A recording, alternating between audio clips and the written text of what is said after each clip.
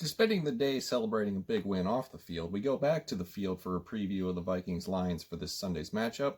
And before I get into the numbers and the statistics, I just want to talk to Detroit Lions fans directly, if I could.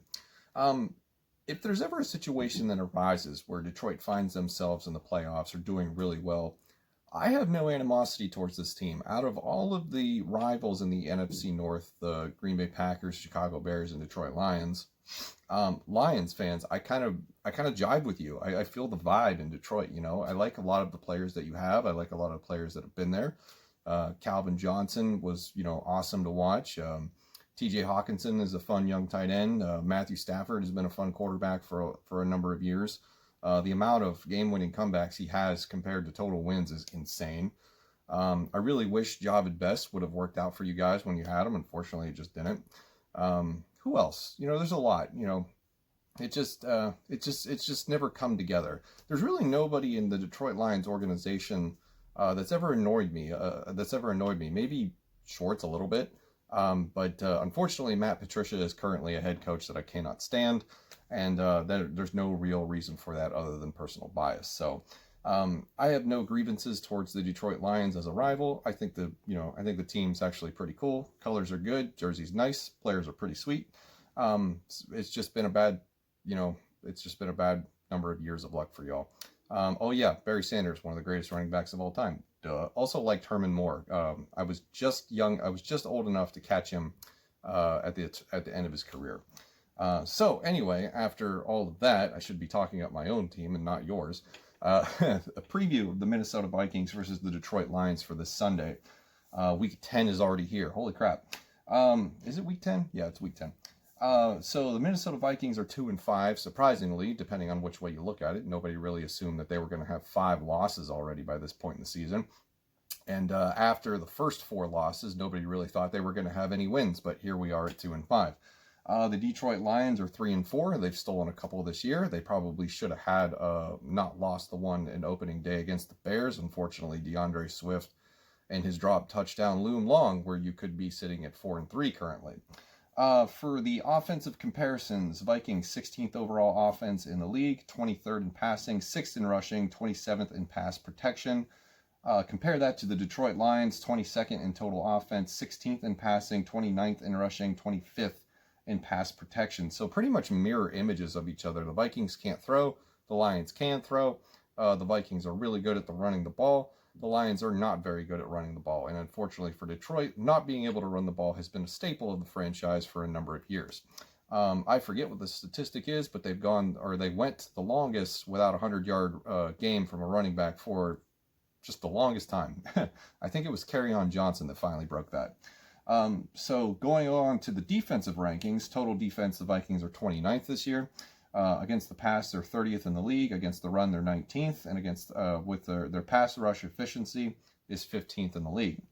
Compare that to Detroit, 22nd in total defense, 19th against the pass, 23rd against the run, and 23rd in pass rush efficiency. So I'd say this is a pretty equal game going into it. If you watch the week, it's week 9. What am I thinking it's week 10 for? I just realized what I said was incorrect, so somebody will correct me.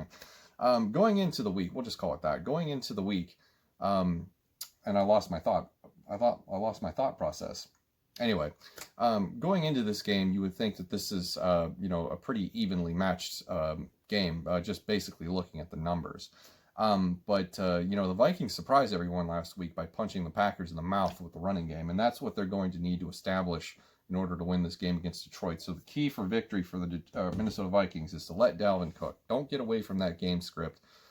Detroit's going to know it's coming, and I don't think there's going to be much they can do to stop them because they're 23rd against the run this year, and they just lost Flowers to injury.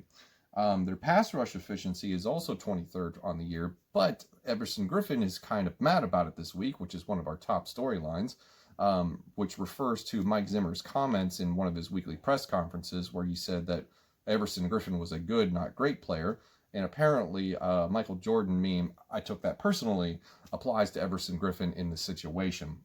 So he might be a little fired up to get after Kirk Cousins. The only problem is there might not be a lot of opportunities for him to do that, considering Kirk Cousins only threw the ball 14 times last week.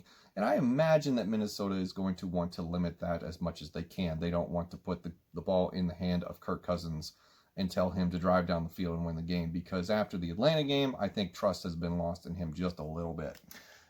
For the Detroit Lions, key to victory, time of possession. When the Vikings don't control the ball, they don't win football games. And that couldn't be more true in this situation, given the fact that they have a young defense that has been struggling this season. They're also going to be missing a lot of key players again this week with injury. I haven't looked at the final injury report that came out today. But once again, they'll be rather depleted in the secondary. And of course, they've lost a lot of their big names to season-ending IR, i.e. Anthony Barr and Danielle Hunter. So if Detroit, as tempted as they're going to be to just sling this football down the field and score quickly, they need to have consistent long drives, right? So they do have the 16th passing offense. They don't have Kenny Golladay this week, which is up there on the players who are out as one of the top storylines. They won't have Kenny Golladay this week, but they still have enough offensive talent to be able to move the ball down the field. And they probably would be able to do it pretty quickly against this inexperienced secondary. But secondary played well against Aaron Rodgers last week. Despite the final stat sheet, I thought Jeff Gladney looked good. How about Eric Kendricks keeping pace with Devontae Adams on that one pass breakup? That was pretty amazing to watch. So, but I think it is in the Lions' best interest to sort of, move down the field methodically and keep their defense off the field and wear out this young defense of the Minnesota Vikings. Will they be able to do that running the ball? I don't know. Historically, they're not very good at it, even though they do have a stable of running backs right now currently that I do like. Adrian Peterson, of course, is one of the all-time greats for Minnesota. Still seems to have something left in the tank. Kerryon Johnson is a good running back. Not good, maybe decent. Hopefully he doesn't hear that. And I think DeAndre Swift absolutely deserved more touches and playing time. I don't understand the usage behind him. So Detroit Lions fans, let me know how you feel about DeAndre Swift and how he's been used so far this season. Once again, just to sort of circle back with the offensive and defensive comparisons. So the run defense for this year for the Minnesota Vikings has been decent, 19th overall in the league. The rushing offense for the Lions, 29th. We just talked about trying to move the ball methodically, eat up clock, win time of possession. That's going to be difficult if they're going to do it that way. So they're going to have to rely on short to intermediate passes if they want to achieve time of possession as a statistical category that they're going to win. As far as the history between the two teams, I don't really think I need to introduce much to this, so I just left it short and sweet. Vikings lead 76-39 and 2 overall. The last game was Minnesota beating Detroit 20-7 last December. And since we're playing in Minnesota, where the Vikings are winless this season, the last Detroit win versus the Vikings was in 2017, where they came to Minnesota and won by a final of 14-7. Top storylines: Matthew Stafford looks like he's going to play. That means we dodged the bullet and not having to face Chase Daniel again. But Matthew Stafford did pop up on the COVID list this past week because he was not diagnosed with it or not tested positive for it. But he was part of a contact tracing, so that's why he had to go on that. But it looks like he will be available for this game. So that's going to make things a little bit more difficult for us. We've already mentioned Kenny Golladay will be out. He's having a tough go at the season. And if I could just chime in for a second, fantasy football pops up into my mind here because I drafted Michael Thomas, Kenny Golladay, Julio Jones, who have all been just, suffering injuries right and left and have missed games. My healthiest wide receiver this year has been Will Fuller. How? Storyline number 3, we've already mentioned. Everson Griffin has a little bit of a problem with Mike Zimmer's comments this week to the press. I don't think Mike Zimmer meant anything hostile by it whatsoever. Maybe it was a backhanded, left-handed compliment, whatever. But I think Everson Griffin just took it personally and took it the wrong way. I don't think there's any ill will about it. Maybe Zimmer's a little upset that Griffin didn't want to stay in Minnesota. I don't see that really. I think that's just something that's materializing out of thin air. I couldn't really tell you what both men are thinking in reality, but at least for Detroit's sake, that's good news for them because Everson Griffin's going to be fired up to play this game, and he might bring a little bit of thunder to the table. That's a really weird phrase. Number 4, Vikings trade deadline silence. Now, you might be wondering what this means, and I think what this means is that the fact that they decided not to make any more moves after the Yannick Ngakoue trade is going to be interesting here on out, because it looks like so far it's a successful turnaround after the bye week, beating the Packers in Lambeau Field, something that's extraordinarily difficult to do, especially with this roster versus the Packers roster, right?